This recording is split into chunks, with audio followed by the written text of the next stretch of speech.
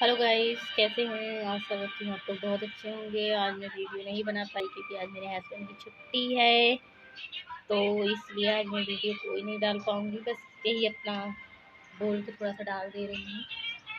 मेरे हस्बैंड को इसे पसंद तो आया नहीं, आपको बताया था, तो इसलिए फिर नेक्स्ट वीडियो डांस का। और बताइए, सब बढ़िया है? हम लोग सुबह उठे जल्दी से, फिर पकौड़ी बनाया, गोभी का पकौड़ी, आलू का पकौड़ी, फिर मटर बनाया, चटनी बनाई। चटनी तो बहुत ही लाजवाब बनी थी। मेरी दीदी आई थी, जीजा आए थे, सब लोग बैठ के खाया गया। अब हम लोग जा रहे हैं। 11 बज गया, धूप भी बहुत तेज है, तो अब हम लोग सो जाएंगे। फिर शाम को 4 बजे उठेंगे, फिर चाय बनाओ, खाना बनाओ, यही सब काम है। तो आई एम सॉरी, आज नहीं डाल पाएंगे वीडियो कोई अच्छी सी, तो आज यही वीडियो डाल रहे हैं।